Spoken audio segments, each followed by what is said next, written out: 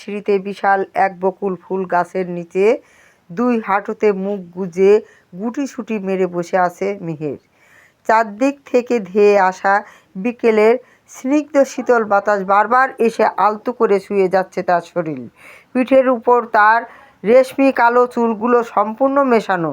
বাতাসে সে অবাধ্য চুলগুলো উড়ে এসে বারবার তার মুখমণ্ডল এলোমেলো করে দিচ্ছে। আজ ঈদের খুশির দিনে আকাশের বুকটা মেঘাচ্ছন্ন না হলেও মেহেরের মনে আকাশটা আজ ভীষণ রকম মেঘে ঢাকা। চোখের কোণে জমে থাকা জলগুলো চিকচিক করে উঠেছে। বুক চিরে আসা এক গভীর দীর্ঘশ্বাসের সাথে আলপনা আপনি দু ফোঁটা অশ্রু গাল বেয়ে গড়িয়ে পড়ল তার। ঠিক তখনই শুকনো পাতার উপর কারো পায়ের আওয়াজ আর জোরালো উপস্থিতি টের পেয়ে ধরফর করে উঠল মেহের। সে তড়িঘড়ি করে নিজের ওড়নার আঁচল দিয়ে চোখ দুটো মুছে নিয়ে চমকে পেছনে তাকালো। ইফাত তখন যে তার পেছনে এসে দাঁড়িয়েছে সে টেরই পায়নি। মেহের কিছু বুঝে ওঠার আগেই ইফাত মুখ এক চিলতে চঞ্চল হাসি দিয়ে হুট করে মেহেরের একদম গা ঘেঁষে পাশে বসে পড়ল। ইফাতকে অতকা কাছাকাছি দেখে মেহেরের ভিতরে ভয়ে কেঁপে উঠল। সে যখন নিজেকে সামলে নিয়ে সিঁড়ি থেকে ঝটফট উঠে চলে যেতে চাইল, ঠিক তখনই ইফাত বিদ্যুৎ গতিতে মেহেরের কবজিটা নিজের শক্ত হাতের মুঠোয় আঁকড়ে ধরল। ইফাতের সেই অনাকাঙ্ক্ষিত শক্ত হাতের স্পর্শে মুহূর্তের মধ্যে মেহেরের পুরো শরীর একটা তীব্র ঝাঁকুনি দিয়ে উঠল। 5 বছর আগের এক ভয়ঙ্কর অতীত যেন এক পলকে তার চোখের সামনে ভেসে এলো। সে বিদ্যুৎ গতিতে মোচড় দিয়ে নিজেকে ইফাতের হাতের বাঁধন থেকে ছাড়িয়ে নেওয়ার জন্য ছটফট করে উঠল। কিন্তু ইফাতও এত সহজে ছাড়ার পাত্র নয়। সে মেহেরের ছটফটানি দেখে কবজির বাঁধনটা আরও কিছুটা শক্ত করে তাকে জোরপূর্বক নিজের পাশে বসিয়ে দিল। মেহেরের ফর্সা মুখটা এবার ভয়ে ও আতঙ্কে একদম ফ্যাকাশে হয়ে গেল। সে ইফাতের চোখের দিকে তাকানোর সাহসটুকু হারিয়ে কম্পিত ও মিনমিনে স্বরে আকুতি জানালো, ছাড়ুন আমাকে। ইফাত মেহেরের চোখের দিকে সরাসরি তাকিয়ে এক ভুরু কুঁচকে ধালো, I just want to know, but why? কেন ছাড়ব? ছাড়ুন প্লিজ। কেউ এভাবে দেখলে খারাপ ভাববে। মেহেরের গলায় স্পষ্ট কান্নার সুর। I don't care. যে যাই বলুক তাকে ইফাত চৌধুরী কিছু যায় আসে না। তার আগে বলো, তুমি কোন সাহসে এই ইফাত চৌধুরীকে এভাবে অ্যাভয়েড করে চলেছ? হ্যাঁ, তুমি কি জানো আমার সাথে প্রেম করার জন্য কত শত রূপবতী মেয়ে দিন রাত পাগল হয়ে ঘুরে বেড়ায়? মেহের অনবরত ইফাতের শক্ত হাতের মুঠো থেকে নিজের হাতটা মোচড় দিয়ে ছাড়ানোর আপ্রাণ চেষ্টা করে যাচ্ছিল। এই ইফাতের পুরুষালী শক্তির সামনে তার এই ছোট্ট চেষ্টা কিছুতেই সফল হচ্ছিল না। এক পর্যায়ে নিজের সবটুকু বৃথা ব্যর্থ হতে দেখে মেহের সোজা ইফাতের চোখের দিকে তাকালো। তার চোখের সেই চঞ্চল ছাউনি দেখে মেহেরের ঠোঁটের কোণে এক তীব্র তাচ্ছিল্য ও বিষাদের হাসি ফুটে উঠল। সে অত্যন্ত শীতল গলায় বলল, আমি আপনার পেছনে ঘুরে বেড়ানো সেই সব সস্তা মেয়েদের কাতরও পড়ি না মিস্টার। আর আমি আপনাকে একটু অ্যাভয়েড করছি না, শুধু আপনার থেকে একটু দূরত্ব বজায় রেখে চলছি মাত্র।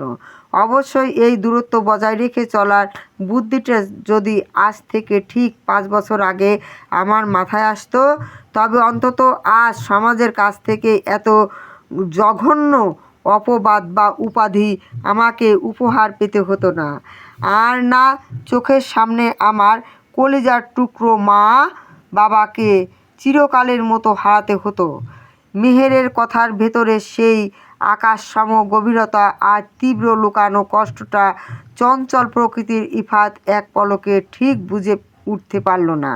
সে নিজের জোড়া ভুরু কুঁচকে মেহেরের মলিন মুখের দিকে তাকিয়ে বিভ্রান্ত স্বরে জিজ্ঞেস করল, মানে কি বলতে চাইছো তুমি? 5 বছর আগে কি হয়েছিল?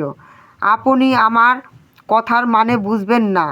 আর বোঝার দরকার নেই, প্লিজ এবার অন্তত আমার হাতটা ছাড়ুন। মেহেরের কণ্ঠস্বর এবার খুবই কাঁপতে লাগলো। তবুও ইফাত ছাড়ল না। সে দৃঢ় গলায় বলল, তাহলে পুরো ব্যাপারটা আমাকে বুঝিয়ে দিয়ে যাও। ইফাত নিজের জেদ ধরে রাখল। মেহেরের ভেতরের জমানো ক্ষোভ এবার আগ্নেয়গিরির মতো ফেটে পড়ল। সে এক চরম রাগান্বিত ও কঠোর কণ্ঠে চিৎকার করে আওড়ালো, আপনাকে বললাম না আমার হাতটা ছাড়ুন। এক কথা কি কানে যায় না আপনার? কথাটা শেষ করেই মেহেরের নিজের সর্বশক্তি দিয়ে এক ঝামটা মেরে ইফাতের হাতের শক্ত বাঁধন থেকে নিজের হাতটা ছাড়িয়ে নিল। ইফাত হুট করে এমন ঝটকা পাওয়ার হাতটা আলগা করে ফেলল। মেহের আর এক সেকেন্ডও সেই বকুল তলায় দাঁড়িয়ে রইল না। সে নিজের আঁচলটা হাত দিয়ে চেপে ধরে চোখের অশ্রু মুছতে মুছতে অত্যন্ত দ্রুত পায়ে পুকুর পাড় থেকে বেরিয়ে ভেতরের দিকে চলে গেল। ইফাত সেই সিঁড়িতে বসে রইল। সে মেহেরের ওভাবে হন্তদন্ত হয়ে চলে যাওয়ার পথের দিকে তাকিয়ে নিজের এক হাত দিয়ে মাথা চুলকালো। তারপর আপন মনেই এক চিলতে অদ্ভুত ও মুগ্ধতার হাসি হাসল। সে নিজের ফিসফিসানি কণ্ঠে আওড়াল, আই অ্যাম রিয়েলি সরি, আমার ফুলকন্যা। তবে তোমায় তো আমি এত সহজে ছাড়ছি না, বিকজ তোমার ওই রহস্যময়ী শান্ত চোখের মধ্যে এমন কিছু একটা লুকিয়ে আছে যার জন্য এই ইফাত চৌধুরী নিজের ডজন ডজন সুন্দর সুন্দর গার্লফ্রেন্ড সাইডে রেখে শুধু তোমার ওই মলিন মুখের দিকেই সারাদিন এক নাগাড়ে তাকিয়ে থাকতে ইচ্ছে করে। তোমাকে দেখলেই কেন জানি হৃদয়ে এক অন্য রকম ভালো লাগা কাজ করে, এক অদ্ভুত অনুভূতির সৃষ্টি হয়।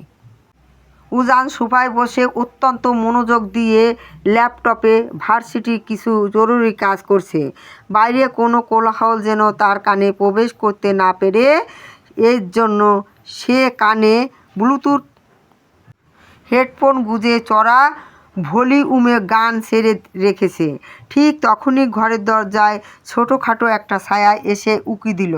রুমের ভেতরে উজানকে ওভাবে গম্ভীর মুখে একাকী কাজ করতে দেখেই মুহূর্তের মধ্যে মৌয়ের ঠোঁটের কোণে এক চিলতে দুষ্টু ও বিজয়ী হাসি ফুটে উঠল। মৌ এক হাতে একটা চকলেট কোন আইসক্রিম কামড়ে খেতে খেতে গুটি গুটি পায়ে এগিয়ে এসে ধপাস করে একদম উজানের গা ঘেঁষে পাশে বসল।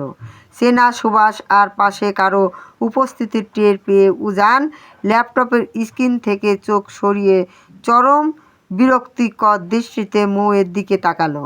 সে কোনো কথা না বাড়িয়ে সোফার জন্য প্রান্তে একটু সরে বসল। কিন্তু মৌ ও দমবার পাত্র নয়। সে তড়িৎ গতিতে আবার উজানের একেবারে পাশে গিয়ে লেপ্টে বসল। উজান যতবারই দূরত্ব বজায় রাখতে সোফায় এপাশ ওপাশ সরে যেতে চাইল, মৌ ততবারই ইঞ্চি ইঞ্চি করে এগিয়ে গিয়ে তার সাথে নিজের ঘনিষ্ঠতা বাড়াতে লাগল।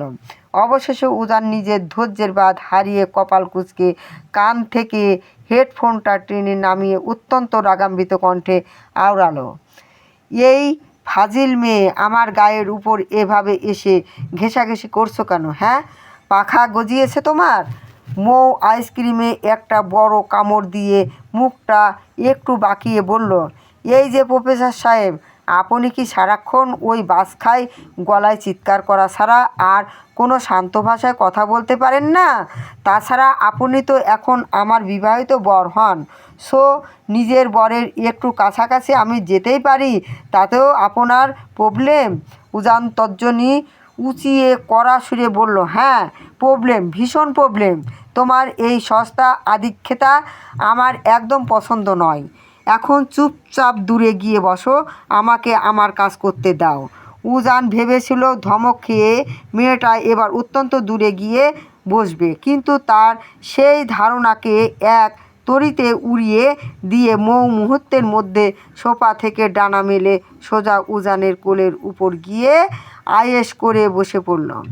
উজান একদম আহাম্মকের মতো চোখ দুটো বড় বড় করে তাকিয়ে রইল। তার মগজ যেন 1 সেকেন্ডের জন্য কাজ করা বন্ধ করে দিয়েছে। এই মেয়েটা আসলে কোন উপাদানে তৈরি? তাকে মুখে বলা হচ্ছে দূরে গিয়ে বসতে, অথচ সে দূরত্ব কমানো তো দূর, একেবারে তার কোলের উপর বসে আছে। এই বেয়াদব মেয়ে, এক্ষুনি নামো আমার কোল থেকে। এটা কি তোমার দোলনা মনে হয় যে যখন ইচ্ছে এসে দোল খাবে? একদম সেরকম অভ্যস্ত মেয়ে একটা। উজানের মুখে অসভ্য শব্দটা শোনা মাত্রই মৌয়ের গাল দুটো রাগে রসগোল্লার মতো উঠল। সে কোলের উপর বসে উজানের কলারটা টেনে ধরে খটখট করে উত্তর দিল, আপনি অসভ্য, আপনার 14 গোষ্ঠী অসভ্য। এসেছে আমাকে অসভ্যতার সার্টিফিকেট দিতে। নিজের ক্যারেক্টারের কোনো ঠিক ঠিকানা নেই। ঘুমের ঘরে আমাকে জড়িয়ে ধরে শিরিন শিরিন বলে চুমু খায়, তার হিসাব নেই। আর এখন আমার দিকে আঙ্গুল তুলছে। বেশি বেশি করলে কিন্তু বলে দিচ্ছি, শুধু কোল নয়, একদম আপনার এই মাথার উপর গিয়ে চড়ে বসে থাকবো। উজান নিজের কটমট ও রক্তচক্ষু দৃষ্টি নিয়ে মৌয়ের দিকে তাকালো। রাগে তার কান দিয়ে যেন গরম ধোঁয়া বেরুচ্ছে। সে নিজের দাঁতে দাঁত পিষে বিড়বিড় করে বলে ফেলল, এখন তো শুধু ওই মাথার উপর চড়ে বসাটাই তো বাকি রেখেছ, বেয়াদব মেয়ে। উজানের ওই অসহায় রাগী মুখটা দেখে মৌ আর নিজের হাসি চেপে রাখতে পারল না। সে খিলখিল করে হেসে উঠল। উজান তখন নিজের গভীর মার্কা রক্তচক্ষু দৃষ্টি দিয়ে মৌয়ের দিকে তাকিয়ে আছে। মৌ হঠাৎই নিজের হাতের অর্ধেক খাওয়া চকলেট আইসক্রিমটা উজানের ঠোঁটের একদম সামনে এগিয়ে দিল এবং চোখে একরাশ মায়া ও মিষ্টি হাসি বুলিয়ে নরম সুরে আওড়ালো, আইসক্রিম খাবেন? আমার খুব ফেভারিট, অনেক টেস্ট কিন্তু। উজান আইসক্রিমটা এক হাত দিয়ে সরিয়ে দিয়ে মুখ ঘুরিয়ে নিল। আমি এসব ফালতু অখাদ্য কুখাদ্য খাবার খাই না। তা তো বলবেনই, আমার হাতের মিষ্টি আইসক্রিম আপনার কাছে তো অখাদ্য মনে হবেই। আপনার তো ওই ডাইনি শিরিনের হাতের বিষ খেলেও অমৃত মনে হতো, তাই না? শুধু এই মৌকে দেখলেই আপনার গায়ে জন্ডিস চড়ে বসে। আমাকে আপনার একটু ভালো লাগে না, বুঝতেই যখন পারছো যে তোমাকে আমার অসহ্য হয় না, তাহলে কেন শুধু শুধু আমার লাইফে আঠার মতো লেগে আছো? চলে যাও না আমার জীবন থেকে। এই উনি বললেন, আর আমি অমনি পুটলি বেঁধে চলে গেলাম, তাই না? মৌ কোল থেকে এক ঝটকায় নেমে দাঁড়িয়ে কোমরে হাত দিয়ে দাঁড়িয়ে পড়ল। তারপর উজানের দিকে চোখ রাঙিয়ে বলল, এই জন্মে তো আপনার পিছু ছাড়ছি না, এমনি মরে গেলেও আপনার হাড় মাংস জ্বালিয়ে পুড়িয়ে একদম কয়লা বানিয়ে ছাড়ব। উজান চোখ জোড়া কপালে তুলে একরাশ বিরক্তি নিয়ে সোফা ছেড়ে এবার সোজা বিছানায় গিয়ে বসল। কিন্তু মৌয়ের আজ তার পিছন ছাড়ার কোনো নামই নেই। সে ও বিড়ালের বাচ্চার মতো পিছু পিছু গিয়ে ঠিক উজানের গা ঘেঁষে বিছানার উপর আয়েশ করে বসল। উজান মৌয়ের দিকে এক পলক আর চোখে তাকিয়ে একটা তপ্ত দীর্ঘশ্বাস ফেলল। তারপর আর কোনো কথা না বাড়িয়ে আবারও নিজের ল্যাপটপের স্ক্রিনে তীব্র মনোযোগ দিল। ঠিক তখনই মৌ মুচকি হাসতে হাসতে ফিস ফিস করল, প্লিজ ছাড়ুন আমায়, শাশুড়ি আম্মা এসে পড়বে। মৌয়ের মুখে এই কথাটা শোনা মাত্রই উজান বিষম খেল। সে কাশিতে কাশতে ল্যাপটপটা একপাশে সরিয়ে নিজের চোখ দুটো বড় বড় ও রাঙিয়ে চেঁচিয়ে বলে উঠল, এই অসভ্য মেয়ে, তোমার আমি ধরলাম কখন যে ছেড়ে দেবে? মৌ লাজুক হাসি দিয়ে বলতে লাগে, না মানে আপনি একদিন এমন করবেন তো তাই আগে ভাগেই প্র্যাকটিস করছি। শয়তানের হাড্ডি বলে কি? এই বলেই উজান